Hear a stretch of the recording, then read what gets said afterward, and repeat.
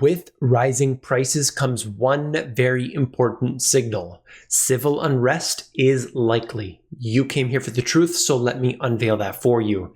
Today we're going to look at a few topics, but ultimately, under all of this, number one, we need to talk about the consumers. Consumers are absolutely integral to everything that happens. That's why if you watch the markets, they're always actively looking at how much people are spending. Number two, food insecurity. This goes in line with the consumer, of course. The worse off their situation is, the less money they have to spend. And number three, we're going to talk about government. There's a lot to that, of course, but I want to get into what they've been doing recently, give you some updates around this. There's so much in this particular video. Let's begin. Okay, so take a look at this article out of Bloomberg. It's one of many that you've been seeing, I'm sure. This is the former Treasury Secretary, Larry Summers, predicting inflation will be running pretty close to 5% at the end of this year, and that bond yields will likely rise as a result over the rest of 2021. Now, I don't know what's going to happen. That's what he's saying.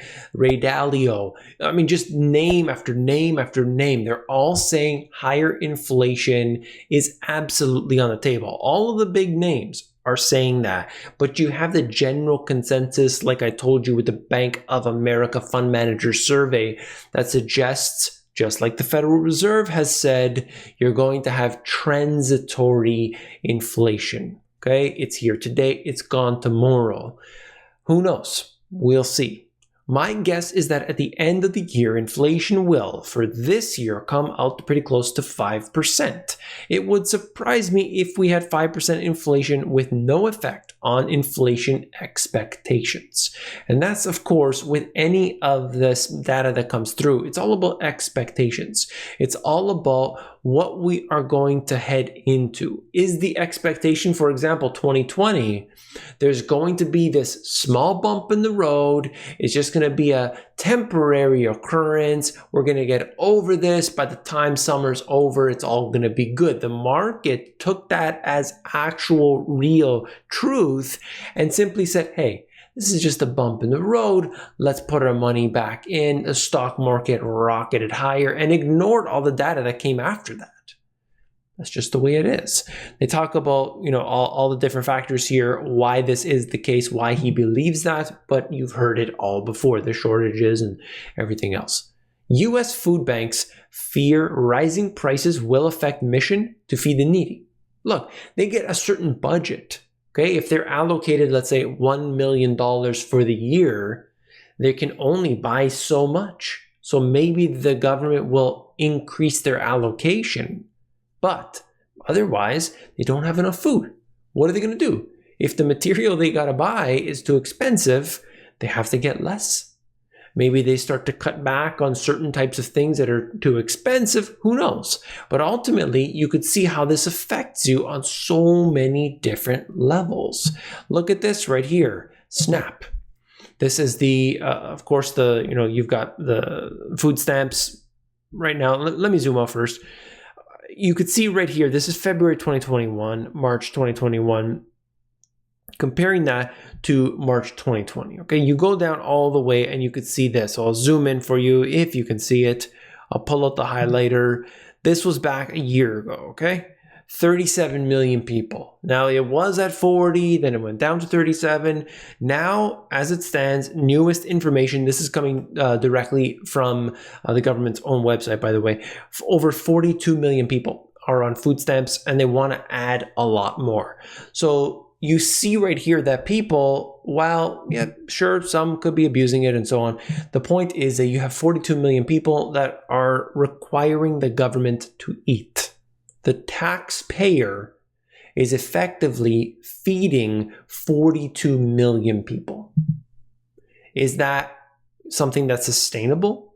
Does that show you that there's a strong economy or that there's a massive wealth gap where you have a bunch of people that are able to gain more and more, the 1%, and really above that, but the 1% and maybe even the top 10% who have a lot of paper assets and maybe they've got their real estate and maybe they've been using a home equity line of credit. These people right here, they're doing better. And so as a result, they are able to buy what they need. The other group of people, they're not doing well. Okay. Let's talking about Canada. Same situation. Canadians are struggling with a side effect of the ordeal. This is talking about 2020. Rising prices. Official inflation is 3.6%. Does that sound familiar? Of course.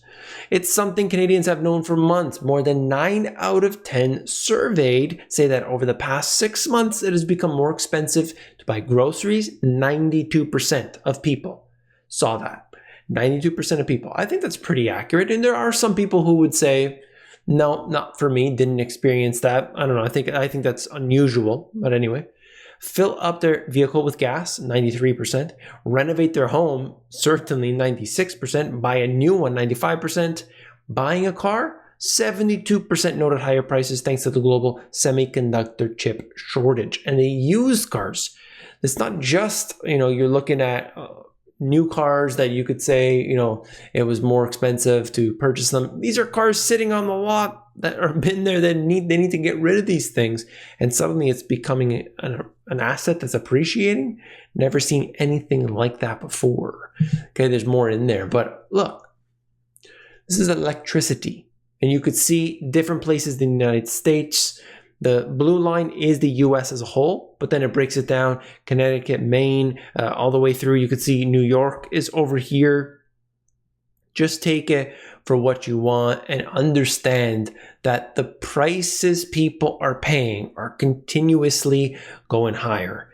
I think this should give you a chance to actually choose where you want. I mean, you could see all the different states looking through. I mean, what I noted was that we have a big problem for California. Watch out. If you're in California, the prices of electricity I'm sure, are already going up considerably. If you've experienced that, put it in the comments. We need to share this information. In fact, wherever you are, I've even seen reports talking about Texas encountering a similar situation. You've got the Northwest area, the whole area there that is dealing with a massive heat wave, an unusual heat wave. Their power prices are going to be going up as well. All of this at the exact same time. Peak central bank support marks new phase for global recovery. Oh, that's right. Some central banks have already started to hike interest rates. What do you think that's going to do? There's 20 rate hikes alone this year. I keep seeing the comments. They're not going to raise rates. They're not going to raise rates. They'll never raise rates. Maybe if you're talking about just the Fed, we haven't seen that yet. But look, well, they did actually increase the rate. If you look at what the banks, how they have to put their capital inside the Federal Reserve as their reserves, that rate did increase. It's not an interest rate like the Fed funds rate, but anyway, that's not the point. You look around the world and there's already been 20 rate increases in this year alone. So it has begun. The global rate hikes have already begun, okay? Anyway, you're just seeing here globally that they're going in this direction, that they are doing this, and certainly if this does continue, you're going to have a major catastrophe. We know that. But if inflation is picking up, they don't have a choice. Number one, if inflation continues to increase, that means less consumption. Number two, 70% of the US economy is the consumer. What does that tell you? And number three, without consistent major stimulus coming through, the economy is going to weaken. That's so key. So as an investor, remember this. So take a look at this data as it comes through, the economic data, and how that will impact businesses and how that will, of course, translate into the stock market. And then we've got this. I'll get into a few things here. Bank of Canada seeing signs of cooling in hot housing market. If you can believe it, this is happening. Now, the prices are still going over the asking price. You might get a house that's listed at 1.5 million and it sells for 1.7 million, 1.65 million. And they don't have quite as much of the heat that they did before, but it's still excessive. And why? Because the rates are so cheap. You've also got problems with the fact that you've got low inventory and you've got a whole bunch of different things that are ultimately adding up. Okay, you're starting to see some early signs of some slowing in the housing market. We are expecting supply to improve, demand to slow down. We're expecting the housing market to come into better balance. But we do think it's going to take some time, and it's something that we are watching closely. I also want to note the fact that when you see this type of talk, maybe, just perhaps, Canada is not ready to increase rates. Because if things were getting too hot, well, then they have to increase rates. Remember the same thing for the US too, okay? Based on the data that's coming through, they have to react. At least that's what they say. The condo market in Canada, as you could see here, is actually up. So what happened? You had the housing prices, like detached homes, semi-detached or duplex homes, they were going up like crazy. But you saw the condo market that was really lagging behind, particularly, go to the downtown cores and you would see that. Now, because the prices were subdued for a period of time, investors are coming in and saying, look at all these cheap prices. People who were trying to rent out their properties for a long period of time, they couldn't. Now they're selling it off. People are buying it up. That's starting to happen. Okay, so the benchmark condo prices are up 10.6% from a year before. Big jump there. To look at gold prices, you would think with all of this going on, gold would be skyrocketing, but that's not the case.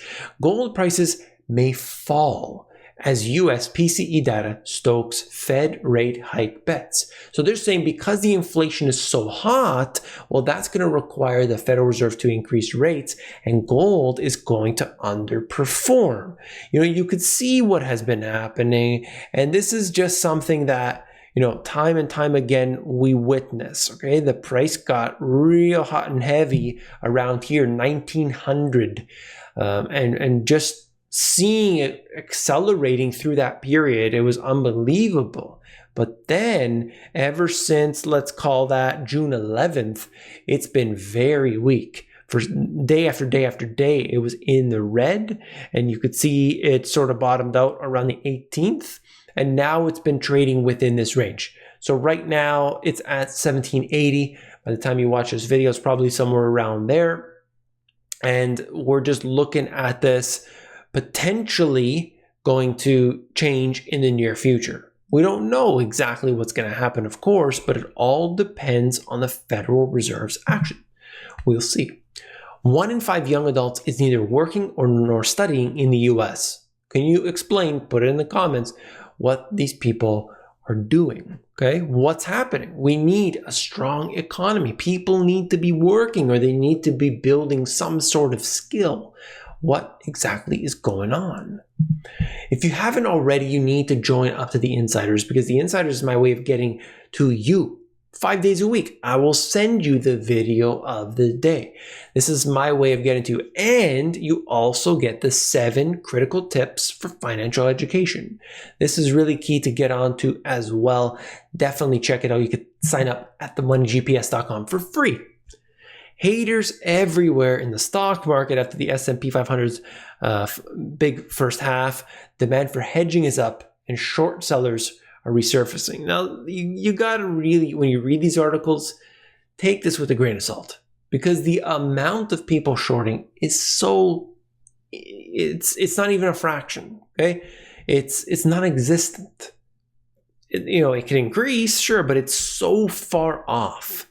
I mean, anyway, it's headed for one of its best first halves on record. Not so sure about the second half based on what many have said.